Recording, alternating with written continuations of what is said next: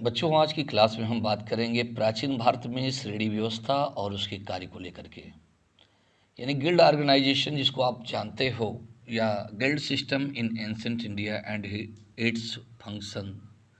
तो उसके क्या कार्य थे, क्या वर्ग थे। कभी कभी एग्जाम में पूछ देता है कि प्राचीन भारत की आर्थिक संस्थाओं की विवेचना कीजिए, तब वहाँ पर श्रेणी संगठन का तो लिखना ही होगा, पूग, नैगम, ठीक है, इन सब का भी उल्लेख करना होगा।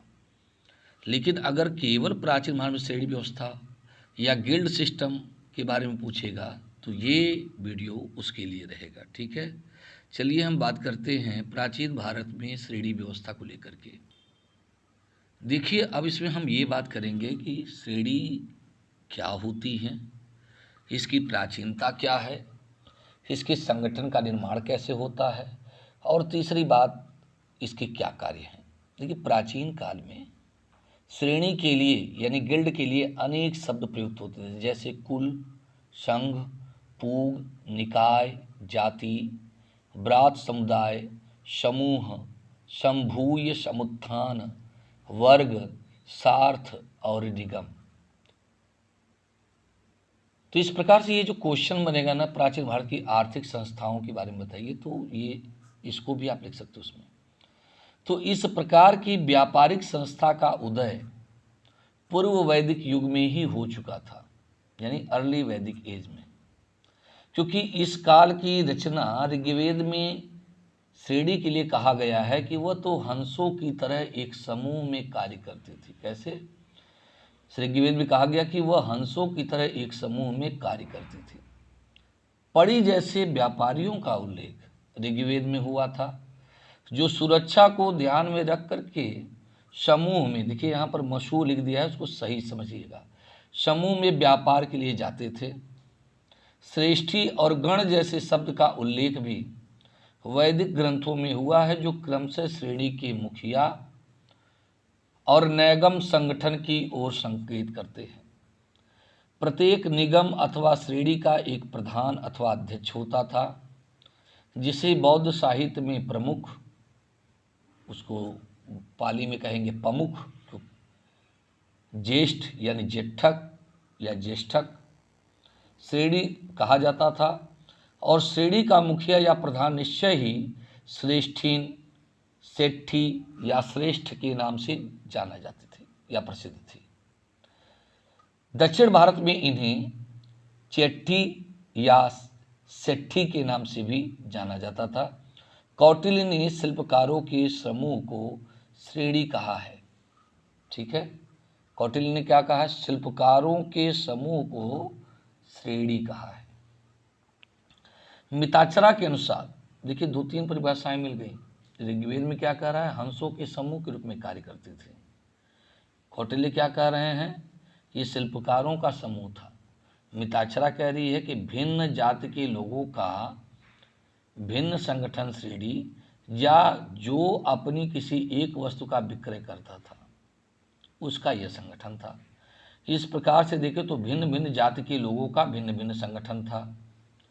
वीर मित्रोदय में भी एक शिल्प पर जीवन यापन करने वाले भिन्न भिन्न शिल्पों से संबंधित थे। उनके संगठन को श्रेणी की संख्या दी गई। वीर मित्रोदय क्या कर रहा है कि एक शिल्प यानी कला है ना, आर्ट, एक शिल्प पर जीवन यापन करने वाले भिन्न भिन्न शिल्पों से क्या थे? संबंधित थे, और उनके संगठन को श्रेणी की संज्ञा दी गई। महाभारत में श्रेणी का प्रयोग व्यापारियों के संगठन के अर्थ के रूप में किया गया है। पूग का सर्वप्रथम प्रयोग कौशिकी ब्राह्मण ग्रंथ में हुआ, जहां रुद्र को पूग कहा गया है। पाणिनि ने पूग, गढ़ और संघ का एक साथ उल्लेख किया है। वीर मित्रोदय में हाथी, अश्व पर चढ़ने वाले लोगों के संघ को पूग कहा गया है। मिताक्षरा कहती है कि अलग अलग आजीविका अपना करके एक ही नगर या गांव में निवास करने वाली विभिन्न जाति के लोगों का वर्ग क्या है? पूग कहलाता था। जबकि कात्यायन कहते हैं कि वर्णों के समूह को पूग कहा जाता था। अतः विभिन्न वृत्तियों यानी व्यवसायों को अभिव्यक्त करने वाली पूग अथवा श्रेणी संस्थाएं जाति पाति और ऊंच नीच के बंधन से रहित होकर के एक ही ग्राम या नगर में निवास करती थीं और अपने हितों की सुरक्षा स्वयं करती थीं। महाभारत में श्रेणियों का प्रयोग व्यापारियों के संगठन के अर्थ के रूप में किया गया है। तो ये सारी बातें जितनी भी परिभाषाएं हैं समझ लीजिएगा। देखिए, नागरिक जीवन के विकास के साथ व्यवसायी और शिल्पी भी ग्राम से नगर की ओर आए तथा अपनी सुविधा के दृष्टि में रखकर अपने अपने व्यवसाय यानी बिजनेस और शिल्पों का गठन किया। इस प्रकार से समाज में विभिन्न व्यवसाय और शिल्पों से संबंधित विभिन्न संगठित समूह बन गए, जिनका सांस्कृतिक और आर्थिक जीवन के निर्माण में अभूतपूर्व योगदान था। बौद्ध साहित्य में अनेक व्यवसाय और शिल्प से संबंधित अनेक संगठन का उल्लेख हुआ है। ऐसे व्यापारिक संगठन को निगम, संघ, पूग, श्रेणी, सेनी या गण कहा जाता था। प्रारंभ में जब व्यवसाय प्रारंभ हुआ तब उसका कोई संगठन स्वरूप नहीं था, किंतु सुविधाओं और हितों को ध्यान में रख करके व्यवसायगत और शिल्पगत स्वतंत्र संगठन का निर्माण होने लगा। ऐसे संगठन श्रेणी समूह के रूप में बन गए और समाज में इन संगठनों का प्रभाव बढ़ने लगा और सदस्यों के पारस्परिक वाद विवाद भी आपस में सुलझने लगे। शिल्पी व्यक्तियों द्वारा दुष्कार्य किए जाने पर उन्हें अपदस्थ करने का अधिकार भी संगठन के पास था। वे अपने विवादों को स्वयं निपटा लेते थे। देखिए, कहीं पे एरर हो उसको समझ लीजिएगा।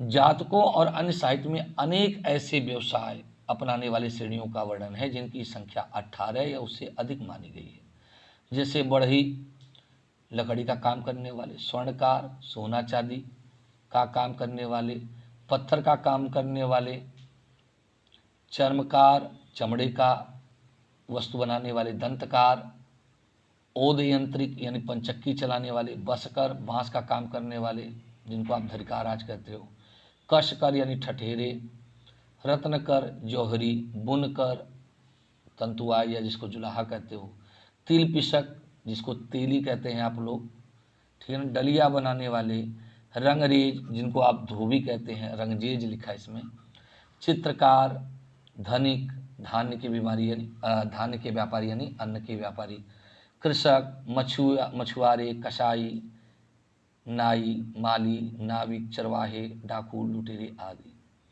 श्रेणी प्रमुख को ज्येष्ठक कहा जाता है, यानी ज्येष्ठ की संज्ञा दी गई है, जो क्रमशः श्रेणी के प्रमुख और नैगम संगठन की ओर इंगित करते हैं। जो व्यापारी वर्ग में श्रेष्ठ था, ठीक है ना, वही संभवतः सेठी या श्रेष्ठी कहा जाता था। सेठी नाम जो है दक्षिण भारत की, ध्यान रखिएगा। सेठी के पद कुल क्रमागत होते थे। राज्य और समाज में उनकी बड़ी प्रतिष्ठा थी। सेठी लोग प्रायः बहुत धनी हुआ करते थे और जातकों में तो 80 करोड़ की संपत्ति वाले सेठी का वर्णन हुआ है। मनु पर भाष्य करते हुए मेधातिथि कहते हैं कि वेदज्ञ, ब्राह्मण, वणिक, शिल्पकर आदि के संग ही श्रेणी है। मिताक्षरा के अनुसार भिन्न जाति के लोगों का भिन्न संगठन श्रेणी था, जो अपने लिए एक वस्तु का विक्रय करता था। महाभारत में श्रेणी का प्रयोग व्यापारियों के संगठन के रूप में किया गया है। अब क्या है श्रेणी संगठन? संगठन कैसे बनता है? देखिए, प्राचीन काल में श्रेणियों का लोकतांत्रिक आधार पर अपना एक अलग संगठन होता था। धीरे धीरे उनका अपना स्वतंत्र विधान बन गया था। बौद्ध साहित्य में वर्णिक समुदाय और श्रेणी संगठन पर प्रकाश पड़ता है। बृहस्पति स्मृति के अनुसार श्रेणी संगठन की एक प्रबंधकारी समिति होती थी, जिसमें 5, 3 या 2 सदस्य होते थे। किसमें कहता है? बृहस्पति स्मृति में। उस समिति का एक प्रधान या अध्यक्ष होता था। प्रबंध समिति के सदस्य कार्य निपुण, सत्यनिष्ठ, कर्तव्यनिष्ठ, ज्ञाता, योग्य और उच्च कुल के होते थे। ऐसी व्यवस्था की गई थी, अगर कोई कभी सक्षम होते हुए भी अपना कार्य संपन्न नहीं करता था तो उसे नगर से निष्कासित कर दिया जाता था। किंतु वह अपने सहायक के साथ लापरवाही के साथ कार्य करता था तो उसे 6 या 4 सुवर्ण दंड भी लगता था। संगठन के सुनिश्चित नियमों का उल्लंघन करने वाले व्यक्ति नगर से निकाल दिए जाते थे। प्रबंधकारी समिति कभी कभी गलत कार्य करने वाले को भी प्रताड़ित भी करता था। संगठन का प्रत्येक व्यक्ति अपनी शिकायत राजा के सम्मुख रख सकता था और राजा के ऊपर निर्भर करता था कि वह सोच विचार करके उसका न्यायोचित उत्तर देता था। और श्रेणी संगठन पूर्ण रूप से स्वतंत्र संस्था थी जो श्रेणी के हित को ध्यान में रख करके अपना कार्य संपन्न करती थी। संगठन की कार्यप्रणाली को संचालित करने के लिए एक कार्यालय भी होता था। यहाँ यदा कदा यानी कभी कभी सदस्य सम्मिलित होकर के विचारों का आदान प्रदान करते थे। संगठन के नियमों की मान्यता देता हुआ राजा उनके आंतरिक मामलों में हस्तक्षेप नहीं करता था। ध्यान रखिएगा, उस काल में राजा श्रेणी संगठनों के कार्यों में हस्तक्षेप नहीं करते थे। सदस्यगण एक जगह एकत्रित होकर के सर्वमान्य विषयों पर विचार विमर्श करते थे और विचार व्यक्त करते समय अगर कोई युक्त संगत कथन के लिए हानि पहुंचाता था या वक्ता के बोलने में रुकावट डालता था या अनुचित बात कहता था तो उसे पूर्व साहस दंड दिया जाता था। संगठन की समस्त आय सदस्यों में समान रूप से वितरित की जाती थी। यदि प्रबंधकारी ऋण में प्राप्त धन को श्रेणी के हित में न व्यय करके निजी कार्यों में व्यय करता था तो वह धनराशि उसे लौटानी पड़ती थी। श्रेणी के पुराने सदस्यों को हटा करके नए सदस्यों को चुनती थी और नए सदस्य शीघ्र ही कार्य संभाल लेते थे। जो सदस्य हटा दिया जाता था वो श्रेणी के उत्तरदायित्व या जिम्मेदारियों से मुक्त हो जाता था। संगठन का कोई भी सदस्य स्वेच्छा से त्याग पत्र दे सकता था और श्रेणी के संगठन में 5 से अधिक सदस्य होते थे।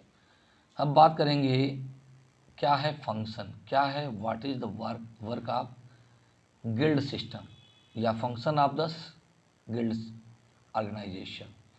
तो श्रेणी संगठन के मुख्य कार्य अपने उद्योग और व्यवसाय को भली भांति से संगठित करना यानी मजबूत बनाना, उनको उन्नतशील बनाना था।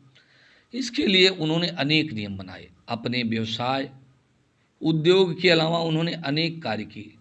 संगठन के विभिन्न कार्य होते थे। न्यायालय के गठन में श्रेणी का प्रतिनिधित्व होता था तथा उसे एक संगठन के रूप में मान्यता प्राप्त थी। खेत, भूमि, उद्यान आदि से संबंधित विवादों में उसके सदस्य न्यायालय में प्रतिनिधित्व करते थे। खेत बगीचे के रूप में श्रेणी की अचल संपत्ति भी होती थी। प्रबंधकारी और सदस्य श्रेणी से ऋण ले सकते थे, यानी जो प्रबंधन थे कि लोग या सदस्य जो थे वो श्रेणी से ऋण ले सकते थे जिसे उचित समय पर वे अपने श्रेणी को लौटा सकते थे।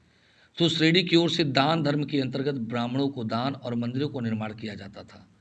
श्रेणी के कर्तव्य अत्यंत महत्वपूर्ण थे जो समाज और देश के प्रगति में प्रधान तत्व थे। वह अपने अलग नियम बनाती थी। इस नियम का उल्लंघन करना राजद्रोह के समान माना जाता था। इसके प्रतिनिधि यानी उसके प्रतिनिधि उसके नाम पर न्यायालय संबंधी कार्य संपन्न करते थे जहां उसका बहुत अधिक सम्मान होता था। अत्यंत चरित्रवान कार्य के प्रति चिंतित रहने वाला शुद्ध व्यक्ति ही प्रबंधकारी होता था या प्रबंधक होता था जो संस्था के सदस्यों की कार्य प्रणाली को देखरेख करता था।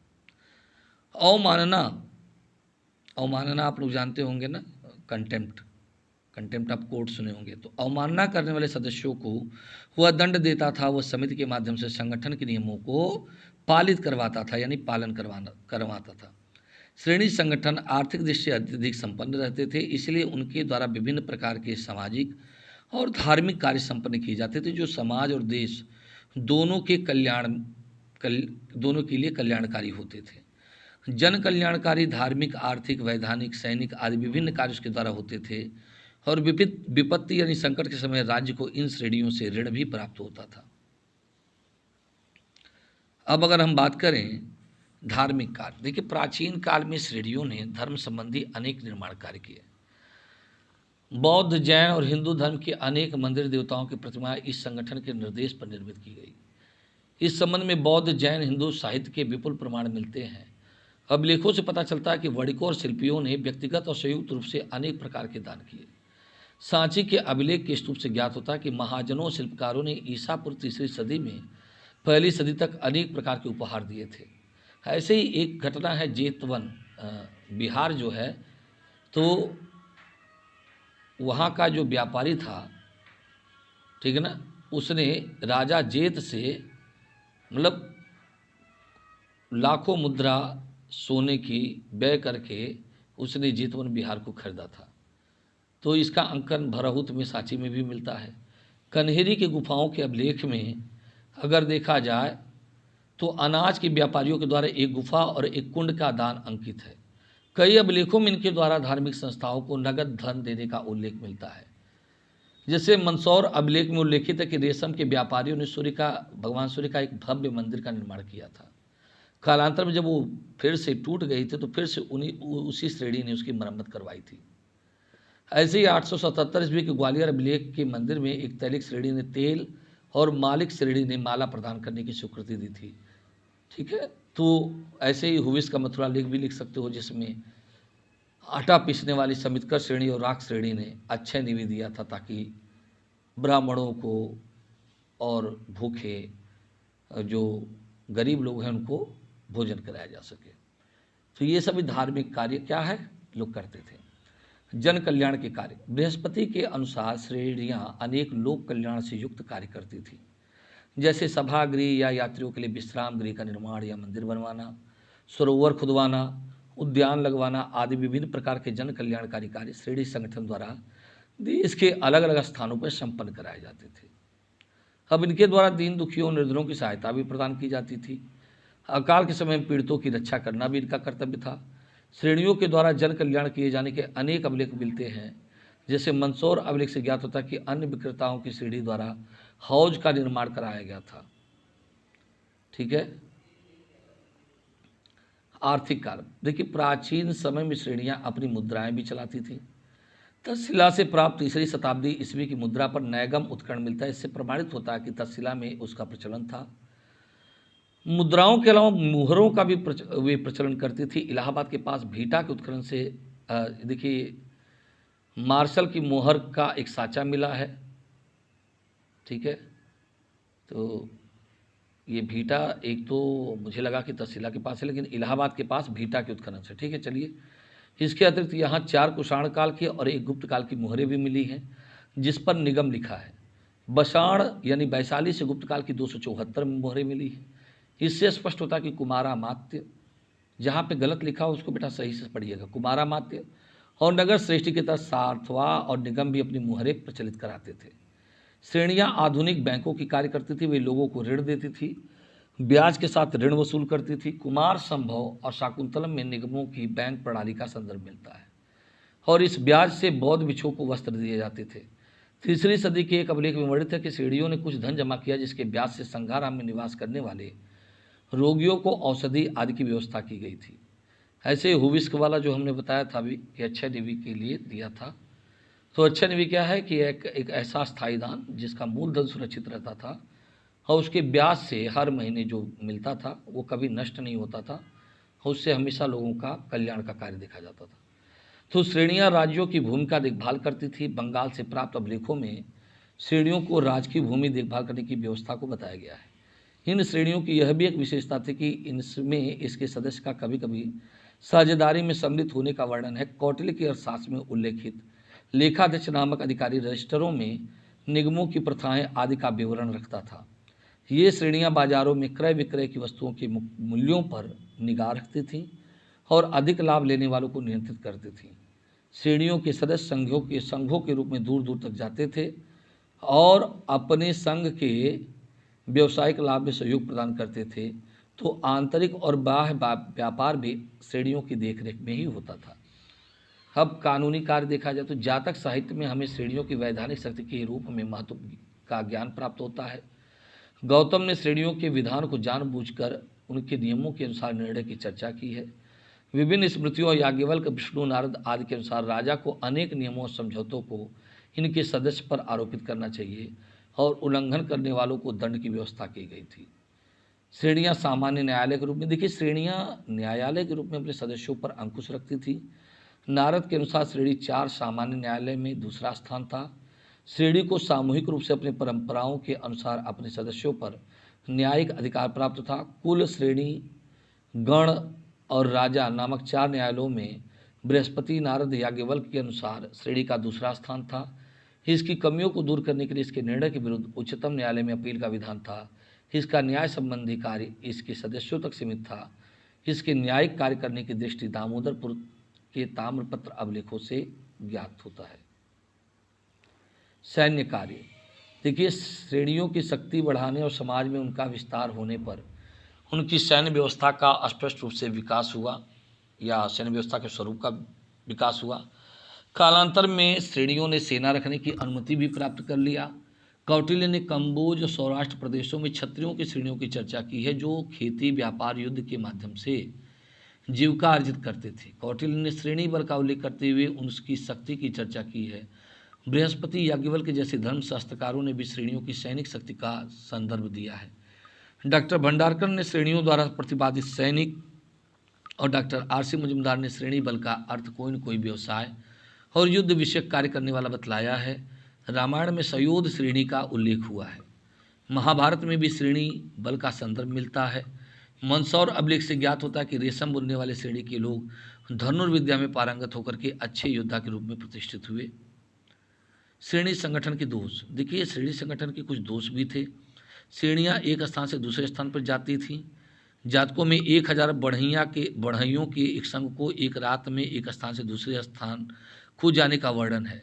कुमारगुप्त प्रथम के काल में मंदसौर अभिलेख से पता चलता है कि लाट के रेशम के जो बुनकर थे वह स्थानांतरित होकर दसपुर मालवा चले गए।